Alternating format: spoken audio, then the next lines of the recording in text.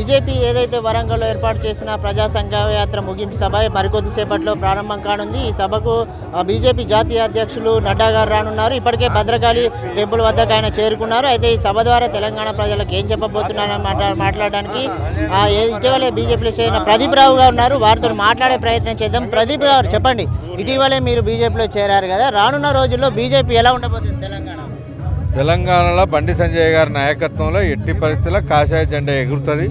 నరేంద్ర మోడీ గారి నాయకత్వంలో, సంజయ్ గారి నాయకత్వంలో తెలంగాణలో మా వరంగల్ ఈస్ట్ నుంచి ఎట్టి పరిస్థితుల్లో బీజేపీ జెండా, కాషాయ జెండా ఎగరేసే జిమ్మేదారు మాది.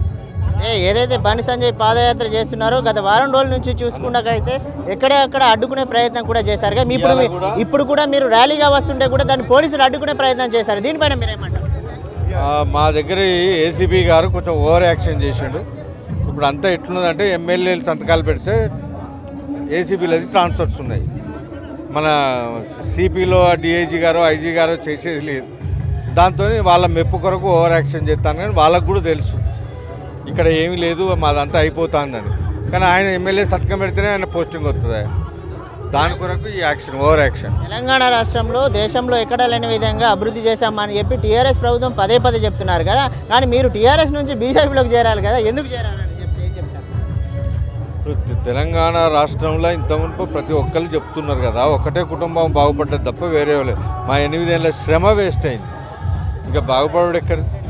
తెలంగాణ రాష్ట్రం కోసం ఉద్యమకారులు ఎంతోమంది కష్టపడ్డారు కదా, ఉద్యమకారులకు సరైన న్యాయం జరగట్లేదని చెప్పి కూడా బీజేపీని ఆశిస్తున్నారు కదా, బీజేపీలో సరైన న్యాయం జరుగుతుంది అనుకుంటారు? ఇంతకన్నా ఎక్కువ నష్టం అయితే జరగదు కదా.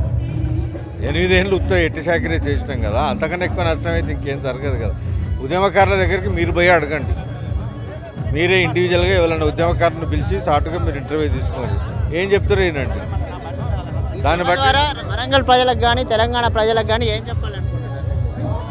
కాషాయ జెండా, ఎందుకంటే మేము ఇక్కడ తెలంగాణ ప్రజలు బీజేపీని ఆదరించక ముందే దేశంలో మొత్తం కాషాయ జెండా ఎగురుతున్నది నరేంద్ర గారి, మోడీ గారిని నాయకత్వంలో.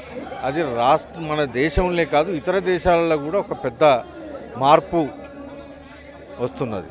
ఇక దానికి తెలంగాణ ప్రజలు కూడా ఈసారి, ఎందుకంటే ఒకసారి కేసీఆర్ గారు చేయంగానే తెలంగాణ వచ్చింది, ఆయన అయితేనే తెలంగాణ బాగుపడుతుంది అనేది నమ్మకంతో తనకు సపోర్ట్ చేసిన మాట వాస్తవమే.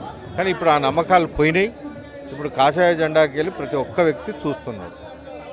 కనుక ఏదైతే చెప్తున్నారో, అయితే టీఆర్ఎస్ ప్రభుత్వం ఏదైతే ఉద్యమం పేరుతో అధికారంలోకి వచ్చిందని చెప్పి, అయితే ఈ ఉద్యమ కాలంలో ఎంతోమంది ఉద్యమకారులు తెలంగాణ కోసం పనిచేశారని చెప్పి, ఆ ఉద్యమకారులను పట్టించుకోవడంతో పాటు తెలంగాణలో ఒక కుటుంబ పాలన తప్ప ఆ ప్రజలకు ఏమి ఉపయోగపడదని చెప్పి రావు ప్రదీప్ గారు చెప్తున్న పరిస్థితి కనిపిస్తుంది. కెమెరా పర్సన్ అఖిల్తో నవీన్, V3 న్యూస్, హైదరాబాద్.